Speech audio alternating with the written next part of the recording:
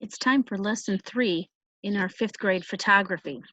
So far, we've done the rule of thirds, which is the most important lesson, and then we did leading lines, and today's lesson is called the rule of space.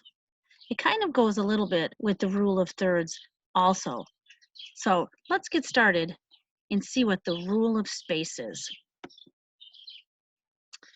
If everybody needs space, so does the subject in your portrait. The rule in photography that talks about this is called the rule of space. This rule says that if the subject is not looking directly into the camera, but instead is looking out of the frame of your picture, you need to give them enough space for the subject to look at. So let me just explain that a little bit more. If the person you are taking a picture of or an animal that you're taking a picture of is looking directly at you, this rule can't work. This is for when the object or the subject is looking out or away from you, okay? So people viewing this kind of image are naturally going to look to the area that the subject is looking at. Let's take a look at this picture of this biker. He's up high, and they took the picture so that he has room to land in this picture in your mind. So if you look here at his head, he's looking down, and they put him high enough up here in the picture so that there's the rule of space. So he is looking down, and they gave him room to look down in this photograph. Let's go back to the first picture of the bear. Here's the bear.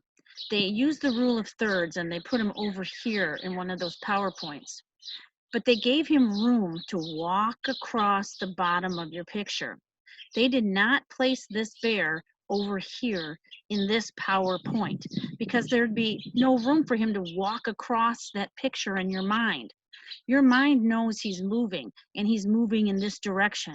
So putting him over there and giving him room to walk across your photograph in your mind is called the rule of space. Let's look at some more examples. If you're taking pictures of a moving object, like a car or a bike or a running animal or a boat, like in this picture, you need to remember to use the rule of space. You need to give this object that you're taking a picture of room to move in your photo. The space should be in the area that they're moving towards or that the object is facing. So in your mind, your viewers are going to look to where the object is heading in the picture, kind of like watching a movie. And so it helps build excitement within the photo. So if you take a look at this canoer down here, they placed him in the rule of thirds corner over here, but there's room for that boat to go across that picture in your mind. If they would have put that boat right over here and not giving him any room to row across in your mind, that picture would not have been a good picture. Let's take a look at these two. One is a good example of the rule of space and one isn't. So let's take a look. There's a boy here running on the beach and there's a lady here running on the beach. Which one shows the rule of space? If you said the boy, you are wrong. The boy is running out of the picture. There's not enough space for him to run in that picture. The lady, on the other hand, has plenty of room to run across that photograph, giving her the rule of space in front of her. So in your mind, she can keep running right across your photo. Let's look at some more. I'm going to show you a couple pictures of eagles here. The rule of space is best seen in which one of these eagle photos? Let's look at this one first. There's a picture of an eagle flying. They're using the rule of thirds line right here, one of the PowerPoint lines. There's the first picture. Let's look at the next picture. They also use the rule of thirds, one of these PowerPoint lines. This picture is actually the better of the two. This eagle has no room to fly. If you just look here, he's going to be out of the picture in just a minute. This eagle in your mind has the rule of space to allow him to keep flying across that picture in your mind. There's a boy rolling a hoop. That hoop has room to roll across the picture in your mind. That's called the rule of space in front of that hoop. I love this one.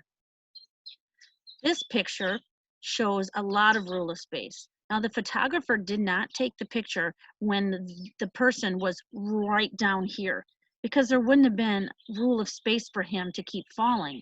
But by taking the picture when he's up high jumping, you can just sense that he has a long way to fall in this picture. That's called the rule of space. A couple more bird pictures. This vulture has room to fly across the picture.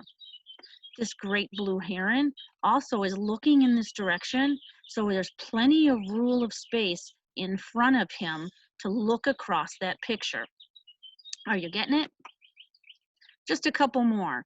This picture shows a person jumping.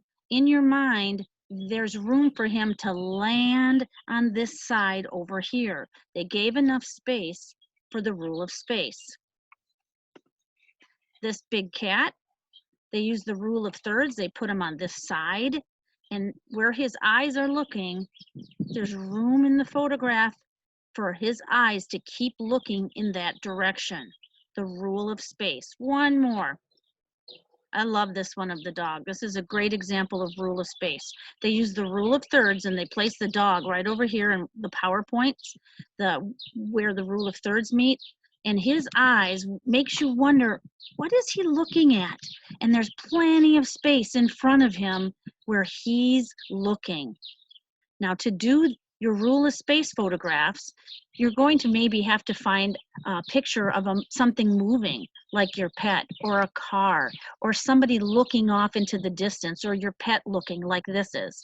Give the rule of space, make sure there's space in the area in front of them where they are looking. So now your job is to go and find some good rule of space photographs to take.